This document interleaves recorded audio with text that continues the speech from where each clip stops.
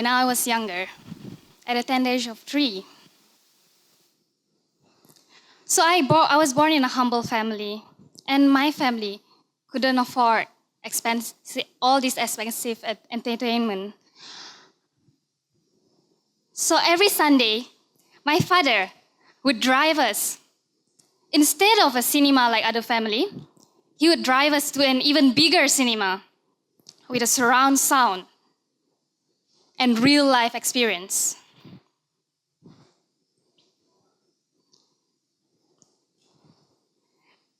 You know where is it?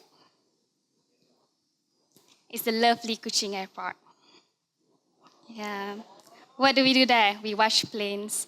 We would lay our mat on the ground and we'll sit for hours watching huge planes landing their feet on the ground while others soaring into the skies. And I'll always wave my hands to the planes. And I thought that, assuming that somebody is waving back at me. But you know what's the most important thing? It's in these beautiful moments I began to dream. I'm a dreamer, both literally and figuratively. I dream a lot at night, and it takes me less than 2 minutes of nap to start dreaming. And I daydream a lot too. But you know what? There's a distinct difference between these two. Because night dreams are fantasies. But daydreams, they can turn into realities. So I doodle all my dreams in my little diary at the age of 6. I wonder if people still keep diaries nowadays. Can you raise your hand who ever had diaries or still keeping diaries? Wow, that's quite a number.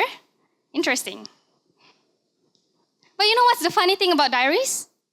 Last time, before, people used to keep diaries and they get really mad when people read it. But nowadays, people pour out their secrets, all their inner thoughts. They pour it out on social media and they get really, really mad when people didn't read it or when people don't comment and like it. Yeah, that's how our world had changed. Back to the story. When I was 6, I was really certain about 5 things that I want to achieve in my life. Firstly, I aspired to be a doctor. The ambulance sirens would always remind me, or it's like a calling, that one day I will be able to help the patient in it. Secondly, I wish to be a beauty queen. I wish that I grow up and be as beautiful as my mom, that I always walk in her heels in my imaginary runway.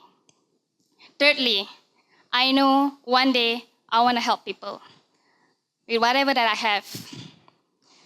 And fourthly, I hope that one day God will send me a great man, that I'll marry him and journey along with him for the rest of my life.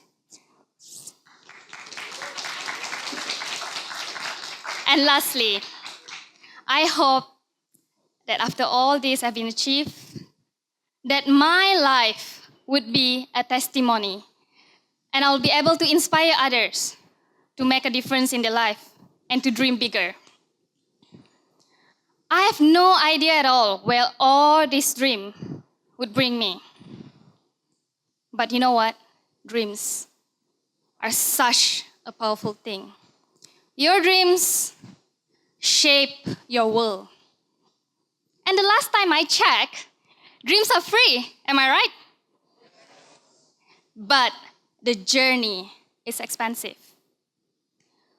It requires sacrifice, time, treasures, talent to achieve it. So this is how my journey started. Aspire to achieve my dream, I work hard and strive hard in my study. Because being born in a humble family, I was always reminded time to time again that, you know what, education is your only escape tunnel if you want to change your life or if you want to escape poverty. So my life was like running a marathon in order to win that golden ticket. And I obtained it when I get straight A's in my UPSR. In the village, they celebrate me like a legend. And this golden ticket have allowed me to board that train to my next destination, MRSM. And here is where I was given the opportunity to represent my school all around Malaysia. And by the end of 5th year, I traveled the whole country. And the icing on the cake is I got straight A's in my SPM. Then the time comes, the period in my life that I have to face my crossroads. It's a time where I have to make choices that will change my entire destiny. You know, when I started to dream when I was 3, I thought that life would be just like this. But it's not. It's gonna be like this. In fact, it can be as crazy as this, believe me. So, though I know that I want to be a doctor, when the time came for me to decide, it wasn't an easy decision. I received multiple offers to continue my study. But out of all, one caught my attention. Russia. Country that's really alien to me. But knowing my nature, I'm always intrigued to try something new, something out of norm. So as soon as I got the scholarship, I packed my bags and I set off for the greatest journey in my life. I landed in winter. I landed in Moscow in the midst of winter. And I was bursting with tears of joy. Like, yes, I'm in Moscow, finally. But all my tears of joy turned into ice. It's sub-zero temperature, -40. Yeah. And with strange culture, really different from ours. Foreign language. And at 17, being halfway around the world. Those times, only hand gestures and head nods are my medium of communication. But you know what's the funny thing? We must be very careful with hand gestures. Because in Malaysia, we used to say this, and it means I want to eat, or have you eaten? But if you keep doing this in Italy, it means something really nasty, you know? But to cut the story short, after 6 years, I survived Russia. So I graduated with honor. Praise God for that. And now I'm back home for good to serve all my own people. But you know what? That 6 years that has passed by had changed my view on Russia. Now for me, it's a very beautiful, harmonious, and peaceful country. In fact, it's really romantic. Until the 6 months of winter frozen down all the hearts.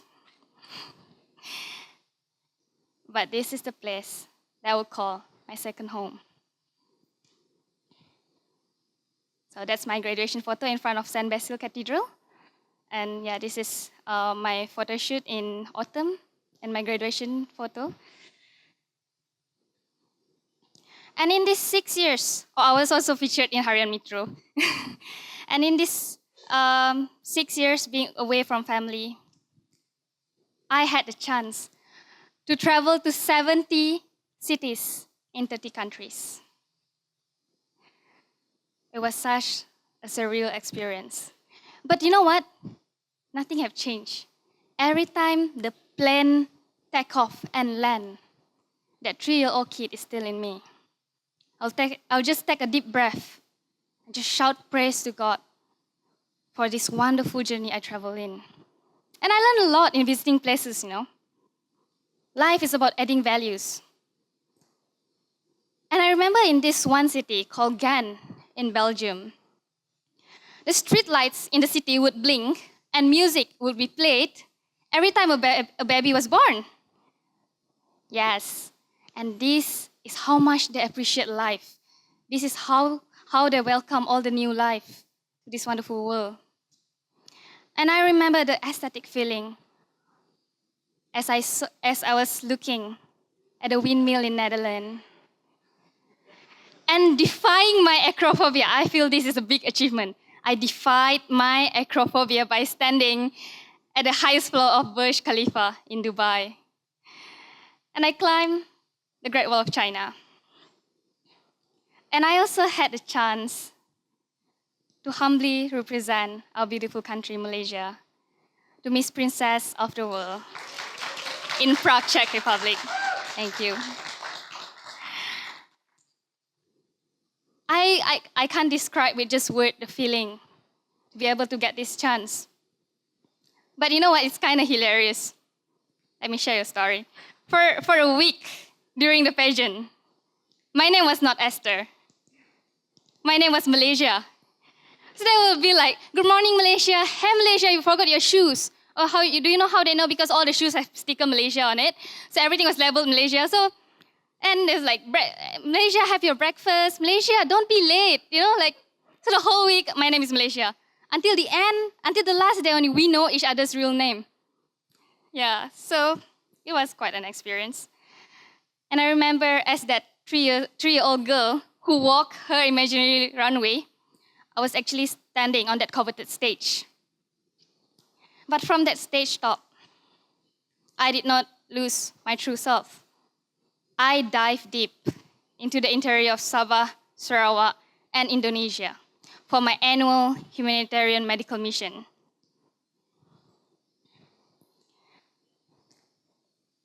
And you know what? After 6 years, it's still very addictive. Because I always believe that we need to reach down to lift people up. Then I was so comfortable with my life. After undergo all the choices and changes, I feel that, now it's okay. What else could happen? But then that's when life decided to challenge me. I'll call this a detour. Well, at least detour is still better than dead ends. Am I right? Sometimes detour simply means there's danger ahead. So change your direction. As many of the youth at my age, we are challenged in our relationship. I believe I need to tell you this. The person or the people that you all journey with in your life are very important. So the person that I thought would journey with me in my life decided to change his path. I was left depressed, feeling despair and loss. And you know what? It's things like this that could derail our dreams. But I decided to be like the trees in the winter, to dig really deep and grow from within. I reminded myself again and again, why am I doing what I'm doing? And that's all what we all should do too. Because you know what? Failure is never fatal. And failure is never final. Because at the end of the day, champions are not people who never fail. They are actually people who never quit.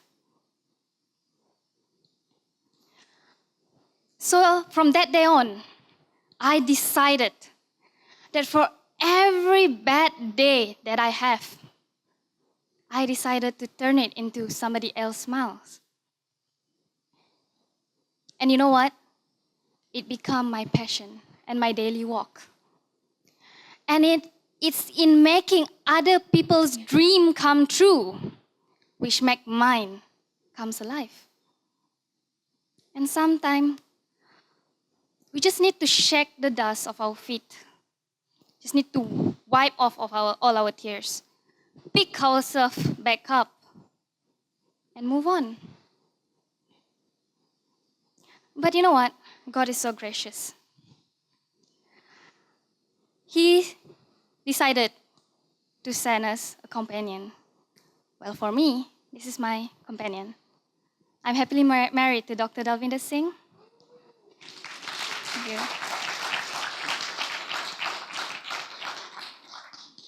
And together, since we both are actually running in the same path, we have the same passion. And he decided to send me someone who would hold my hand and run through this path together. So both of us have decided to initiate a community initiative called the HelpSomebody. We gather all the volunteers of different backgrounds, of different interests, with one heart to make a difference in the community. Our focus is on 4 main things. HELP. Healthcare. I think obviously because we're both in healthcare line, we're both doctors. Education, in which I think something is very important, very vital. Living skills and eradication of poverty. All this is something very dear to my heart.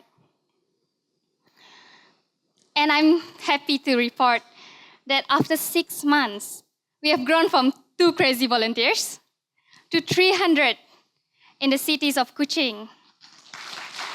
Thank you.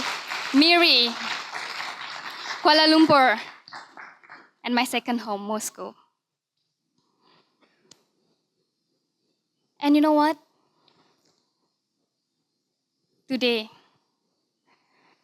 if I were to see all this in a big pictures, I would like to conclude that our life journey are like seasons. Dreams, they are born in the summer, undergo choices and changes in autumn. Challenges and might perish in winter. But if pursued with great valor, will be achieved and flourish in spring.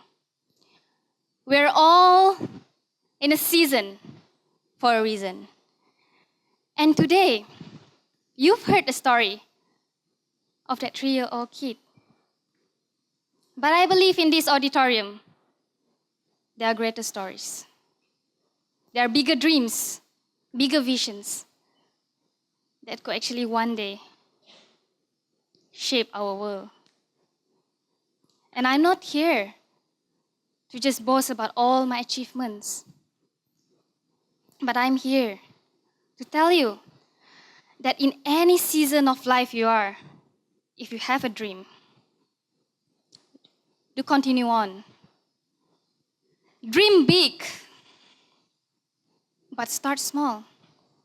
Aim really high, but dig deep. Because only by that way, we can last long. And you know what? What we dream of today will shape our tomorrow. And that's, my friends, is the idea worth spreading. Thank you.